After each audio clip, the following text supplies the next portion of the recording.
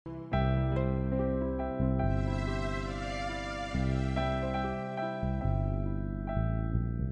আবারও স্বাগতম। Basic networking এর আজকের টপিকস হচ্ছে ফিজিক্যাল মিডিয়াম। প্রথমে আসি, ফিজিক্যাল হচ্ছে গিয়ে ফিজিক্যাল, যেটা চোখে দেখা যায়, আর মিডিয়াম বলতে যেটা বোঝানোর চেষ্টা করছি সেটা হচ্ছে গিয়ে এখানে তিনটি পিসি কানেক্টেড একটি আরেকটির সাথে, যার মাধ্যম ধরে কানেক্টেড সেটি হচ্ছে মিডিয়াম। তো নেটওয়ার্কিংয়ের ক্ষেত্রে মিডিয়াম হিসেবে তিনটি জিনিস কাজ করে, একটি হচ্ছে কপার, একটি হচ্ছে ফাইবার অপটিক্স, একটি হচ্ছে রেডিও ফ্রিকোয়েন্সি। তো যেটিতে আমরা শুরু করব সেটা হচ্ছে কপার। কপারের মধ্যে আর কতগুলো ক্যাটাগরি আছে। কপারের মধ্যে আমরা coaxial cable, twisted pair, serial cable, parallel cable, USB, firmware, নামগুলো আপনারা সবাই শুনে থাকবেন। এবার আমরা একটু ডেপথে যাব, আসলে কোএক্সিয়াল কেবলের আর্কিটেকচার কীরকম, টুইস্টেড পেয়ারের আর্কিটেকচার কীরকম, সিরিয়াল কেবলের আর্কিটেকচার কীরকম, এরা কীভাবে কাজ করে, এদের ব্যান্ডউইথ কত, এরা কত স্পিডে কাজ করে, সেগুলো নিয়ে আমরা এখন ইন ডিটেলসে যাব। তো প্রথমে শুরু করি কোএক্সিয়াল কেবল দিয়ে। আপনারা ইন্টারন্যাশনালি, বাংলাদেশের প্রেক্ষাপটে এটা আসলে সাধারণত দেখা যায় না, এই যে স্যাম্পলটি দেখতে পাচ্ছেন এটা হচ্ছে কোএক্সিয়াল কেবলের স্যাম্পল। বিশ্বের, বাংলাদেশ সাধারণত এটা দেখা যায় না, বাইরে কোথাও যেয়ে যদি ওখানে যদি কোনো নেটওয়ার্কিং স্ট্রাকচার থাকে তাহলে এই স্যাম্পলটি দেখা মানে বুঝতে হবে এখানে একটি কোএক্সিয়াল কেবল গিয়েছে অথবা কোএক্সিয়াল কেবল আছে। তো প্রথমে আসি কোএক্সিয়াল কেবলের আসলে গঠনটা কীরকম। ছবিটি কোনো রকম আঁকার চেষ্টা করেছি, পিকচার দেখলে হয়তো আপনারা আরও ভালো বুঝতে পারবেন। প্রথমে যেটি আছে এ দিয়ে যেটাতে বোঝাতে চেয়েছি সেটা হচ্ছে জ্যাকেট, কেবলের জ্যাকেট। বি হচ্ছে শিল্ড, যেটি কেবলের ভিতরে থাকে। সি হচ্ছে ইনসুলেশন, যেটিও কেবলের ভিতরে থাকে। ডি হচ্ছে সেন্টার কন্ডাক্টর, যেটিও কেবলের ভিতরে থাকে। আমরা পুরো গঠনটা ছবিতে দেখব, ছবিতে দেখলে আর ভালো করে বোঝা যাবে। এবার আসি আসলে কোএক্সিয়াল কেবলের ফিচার্সগুলো। প্রথমে আসছি ওল্ডেস্ট মেথড। বেসিক্যালি নেটওয়ার্কিং তৈরির ক্ষেত্রে এখন আর কোএক্সিয়াল কেবল ইউজ করা হয় না, এর জন্য বলা হচ্ছে oldest method. Similar to network cable, আমরা নর্মাল নেটওয়ার্ক কেবল যেরকম দেখি টুইস্টেড পেয়ার কেবল, শিন্ডেড, আল শিন্ডেড, সেরকমই similar to network cable.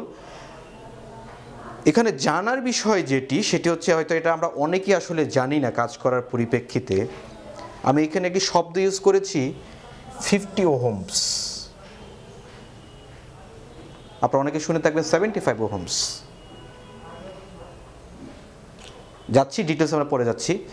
Coaxial cable has 50 Ohm's constructions. মানে কেবলের ধরনের ক্ষেত্রে RJ58/U, অবশ্যই মনে রাখতে হবে RJ58/A/U, এবং আরেকটি কেবল হচ্ছে RJ8 কেবল। দুই ক্যাটাগরি কেবল, RJ58A/U এবং RJ8 কেবল। এই কেবলগুলিকে আবার অনেকে থিকনেটও বলে থাকে, থিননেটও বলে থাকে। থিকনেট, থিননেট কি আসলে আমরা তো অনেকেই জানি 10^T2, 10^T5, দুটোর একটি হচ্ছে থিকনেট আরেকটি হচ্ছে থিননেট। এই বিষয়টা আমরা পরে যাব। এখন যেটা শুরুতেই বলেছিলাম, কনস্ট্রাকশনের ক্ষেত্রে কোএক্সিয়াল কেবলের বাইরের দিকটা হচ্ছে পিভিসি, এই পোর্শনটা হচ্ছে ওর পিভিসি কেবল, পিভিসি টাইপ, মানে ওর কাভারিংটা হচ্ছে পিভিসি দিয়ে তৈরি, অর থেফলন টাইপ। দুটো টাইপ, একটা হচ্ছে পিভিসি অর থেফলন টাইপ কাভারিং। এই বাইরে কনস্ট্রাকশনের জন্য কনস্ট্রাকশনটা দুইভাবে হয়ে থাকবে, একবার হচ্ছে পিভিসি অর থেফলন টাইপ কাভারিং, মানে এই পোর্শনটা পিভিসি অথবা থেফলন টাইপের কাভারিং হতে হবে। এবং এই পিভিসি অথবা থেফলন টাইপের মধ্যে এক ধরনের আলাদা, যেটাকে আমরা বলছি প্লেনাম্ব্রেটেড, এটি একটি আলাদা বৈশিষ্ট্য আছে, এর জন্য এটি কোএক্সিয়াল কেবল ইউজ করা হয়। মানে এই পিভিসিটা অন্য কেবলের থেকে আলাদা, এটাকে কোএক্সিয়াল কেবলের জন্য বানানো হয়েছে, এবং যেটা হচ্ছে প্লিনাম্ব্রেটেড। এবং বলছিলাম যে পিভিসি অথবা থেফলন রেটেড, দুটোর মধ্যে একটা বেসিক পার্থক্য আছে, যেটা হচ্ছে আমরা যারা কাজ করার সময় দেখা যায়, অনেক সময় দেখা যায় যে আমাদের স্মোকিংয়ের একটা বিষয় থাকে, আগুন ধরে যাওয়ার বিষয় থাকে, কেবল পোড়ার একটি বিষয় থাকে। তো থেফলন টাইপ যেটিকে বলছি আমরা কাভারিংয়ের ক্ষেত্রে, এটি হচ্ছে লো স্মোক কনসার্ন, মানে অল্প ধোয়াও যদি হয় এতে কেবলের কোনো ক্ষতি হবে না, যেটি নর্মাল পিভিসির ক্ষেত্রে হয়ে থাকে। এখন এখানে আমি কিছু কেবলের নাম বলেছি, কোএক্সিয়াল কেবল।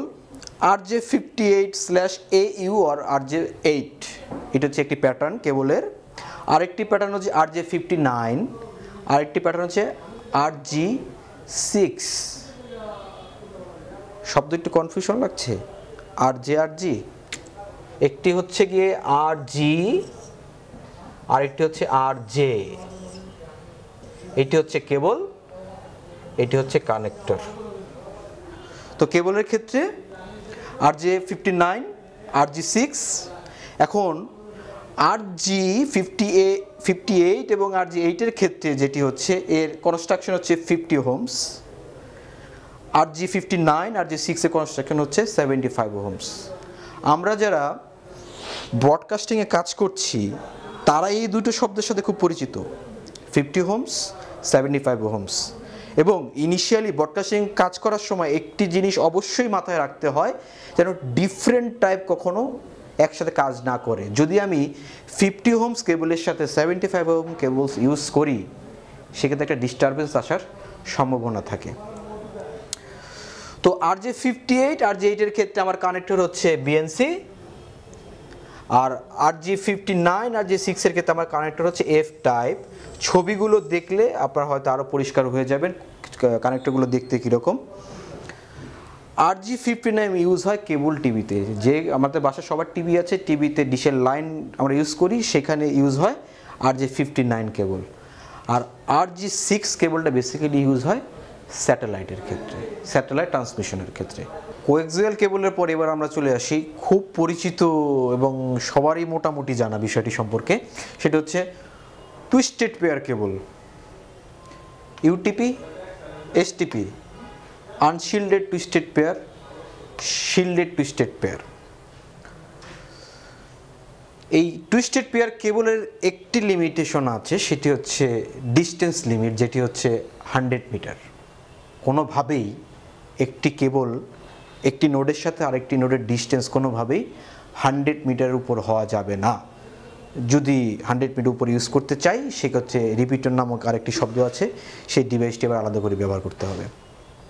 তো যখন টুইস্টেড পেয়ারটা আসলে ডেভেলপ করা হয় তখন ইনিশিয়ালের ব্যান্ডউইথ ছিল, স্পিড ছিল 10 Mbps, কারেন্ট স্পিড হচ্ছে 40 Gbps, পার সেকেন্ডে 40 GB ডাটা ট্রান্সফার করা যায়। টুইস্টেড পেয়ার কী কী প্রোটোকল সাপোর্ট করে? ইথারনেট টুইস্টেড পেয়ার সাপোর্ট করে, token ring twisted pair support করে, ISDN টুইস্টেড পেয়ার সাপোর্ট করে, ATM টুইস্টেড পেয়ার সাপোর্ট করে। এই প্রোটোকলগুলি আপনারা সবাই পরিচিত, যদি জানা না থাকে আমরা পরবর্তী কোনো টপিকস নিয়ে এগুলো নিয়ে আলাপ করব। আর টুইস্টেড পেয়ারের জন্য যে কানেক্টরটি ব্যবহার করা হয় সেটি হচ্ছে RJ45। ওই যে শুরুতে বলেছিলাম RG হচ্ছে কেবল, RJ হচ্ছে কানেক্টর। তো টুইস্টেড পেয়ারের কানেক্টর হচ্ছে RJ45। ইউটিপির সবচেয়ে বড় ডিসঅ্যাডভান্টেজ যেটি, মানে আনশিল্ডেড টুইস্টেড পেয়ারের সবচেয়ে বড় ডিসঅ্যাডভান্টেজ যেটি, সেটি হচ্ছে এটি গ্রাহী, এটি টানে। কি টানে? RFI, EMI, radio frequency interference, electronic magnetic interference. যদি আপনার কেবলের আশপাশ দিয়ে কোথাও রেডিও ফ্রিকোয়েন্সি সে পায়, যদি ইলেকট্রিক ম্যাগনেটিক ফিল্ড সে পায়, তাহলে সে সেটাকে টানবে, টেনে সে একটি নয়েজ তৈরি করবে। এই জন্যই নর্মাল ক্ষেত্রে আনশিল্ডেড টুইস্টেড পেয়ার ব্যবহার করা হয় না, সেক্ষেত্রে আমরা শিল্ডেড টুইস্টেড পেয়ার ব্যবহার করে থাকি। আর আনশিল্ডেড টুইস্টেড পেয়ার এবং শিল্ডেড টুইস্টেড পেয়ারের ভিতরে কপারের মতো একটি উপাদান থাকে, যেটি আপনার ফিজিক্যালি ছবিটি দেখলে হয়তো আর ভালো করে বুঝতে পারবেন। যখন ছবিটি দেখবেন তার ভিতরে দেখতে পাবেন যে ওর ভিতরে কপার ওয়্যার থাকে, যেটি ন্যূনতম মাত্রা হচ্ছে 20 or 24 গজ, তার বেশি কিন্তু থাকে না আসলে। এবার আসি শিল্ডেড টুইস্টেড পেয়ার। শিল্ডেড দিয়ে বোঝানো যাচ্ছে যে কোনো একটা আবরণ অথবা শিল্ড হয়তো এই কেবলটাকে ঢেকে রেখেছে, আসলেই তাই।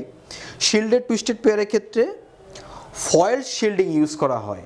কেন করা হয় বলেছিলাম, আনশিল্ডেড টুইস্টেড পেয়ার একটি ডিসঅ্যাডভান্টেজ, সেটা হচ্ছে আরএফআই ইএমআই সে গ্রাহী, কিন্তু শিল্ডেড টুইস্টেড পেয়ারের ক্ষেত্রে যেহেতু এই ফয়েল শিল্ডিং ইউজ করা হচ্ছে সেজন্য এটি RFI radio frequency interference, EMI electric magnetic interference এটি দ্বারা প্রভাবিত হয় না, মানে এটিকে টানে না। এই কারণে যখন কোনো শিল্ডেড টুইস্টেড পেয়ার কেবল আমরা ইউজ করি, ওর পাশ দিয়ে যদি কোনো পাওয়ার কেবল যায় সেক্ষেত্রে সেখানে ভয়ের কিছু নেই। কিন্তু যদি আনশিল্ডেড টুইস্টেড পেয়ার হয়ে থাকে অবশ্যই খেয়াল রাখতে হবে যেন এটি অবশ্যই দূরে থাকে, কেবল থেকে যেন পাওয়ার কেবল অবশ্যই দূরে থাকে।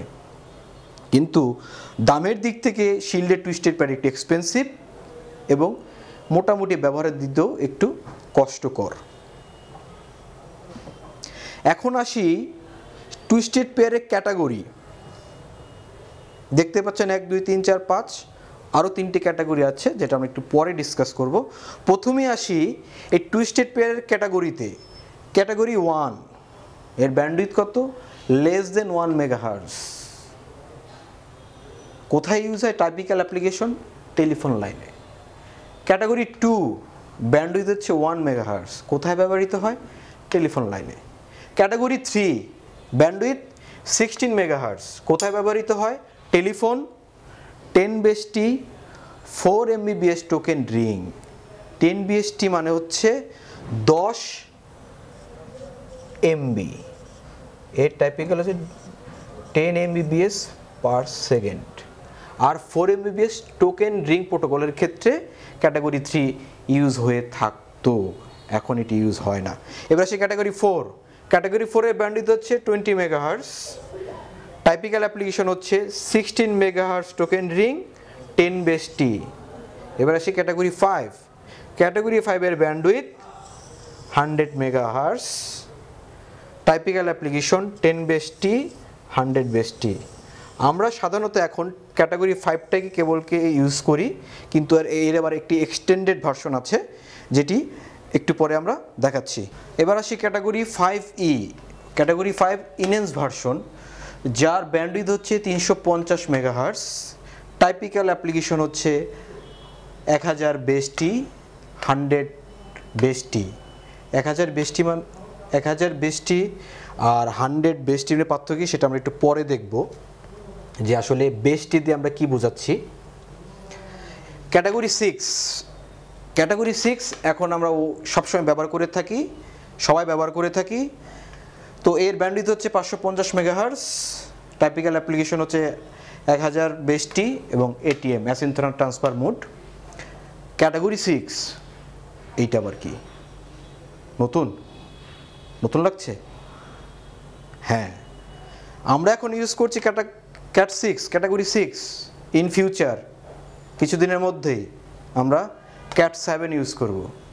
ক্যাট 7 এর ব্যান্ডউইথ হচ্ছে 600 মেগাহার্জ। টাইপিক্যাল অ্যাপ্লিকেশন হচ্ছে 10 GBps পার নেটওয়ার্কে। 10 GBps, 1 GBps শুনেছি, ক্যাট 6 10 GBps, ইয়েস। সামনে আমরা ক্যাট 7 ইউজ করব, যেখানে কেবলের স্পিড হবে 10 GBps। ও ভুলে গেছি, একটি জিনিস বলা হয়নি, কনফিউশন বোধহয় কোথাও তৈরি হচ্ছে, ব্যান্ডউইথ আর স্পিড, রাইট? হ্যাঁ, আমারও শুরুতে হয়েছিল ব্যান্ডউইথ কি আর স্পিড কি, দুটো কিন্তু টোটালি আলাদা। প্রশ্ন হতে পারে ভাইবা বোর্ডে, ক্যাট 6 এর ব্যান্ডউইথ কত, ক্যাট 6 এর স্পিড কত, দুটো কিন্তু মিলিয়ে ফেললে হবে না। ক্যাট 6 এর ব্যান্ডউইথ হচ্ছে 550 মেগাহার্জ, স্পিড হচ্ছে 1 GB অথবা 1000 BST। ক্লিয়ার? আশা করি ক্লিয়ার। এবার আসি, ওই যে বলছিলাম 10 BST 100 BST, এগুলো আসলে কি? 10 BST আর কোএক্সিয়াল কেবল যখন বলছিলাম তখন বলেছিলাম থিকনেট কেবল, থিননেট কেবল বলেছিলাম, একটু মনে করলেই পাবেন। 10 BST 2, এই টাইপের যে কেবল সেগুলো ইউজ হয় থিকনেটের ক্ষেত্রে। 10 BST 5 এটা ইউজ হয় থিননেটের ক্ষেত্রে। থিননেটের পার্থক্য কোথায়? ডিস্টেন্স ফ্যাক্টর একটি বিষয়। একটি ডিস্টেন্স হচ্ছে 185 মিটার, আরেকটি ডিস্টেন্স হচ্ছে 500 মিটার। এটা আমরা পরবর্তী যখন এই দুটো নিয়ে আমরা যখন ডিটেলস আলাপ করব তখন এই বিষয়টা আমরা কভার করব। 10 মানে হচ্ছে 10 Mbps per second, Mbps per second, megabit per second speed. 100 মানে হচ্ছে 100 Mbps পার সেকেন্ড। 1000 মানে হচ্ছে 1000 Mbps পার সেকেন্ড অথবা 1 GB পার সেকেন্ড। আশা করি বিষয়টি আপনাদের পরিষ্কার হয়েছে। তো টুইস্টেড পিএর এই পর্যন্তই ছিল। আজকের পর্ব এখানেই শেষ করব। তবে চেষ্টা করছি যতটুকু জানি আপনাদেরকে জানানোর জন্য, কিন্তু আপনারা কতটুকু জানছেন, কতটুকু বুঝছেন, আমি কোথাও ভুল করছি কিনা সেই মতামতটা আপনাদের কাছে চাই। মতামতটা জানানোর জন্য অবশ্যই আপনাদেরকে clickandtech.com সাবস্ক্রাইব করতে হবে, লাইক দিতে হবে এবং আপনাদের কমেন্টস দিতে হবে। ধন্যবাদ।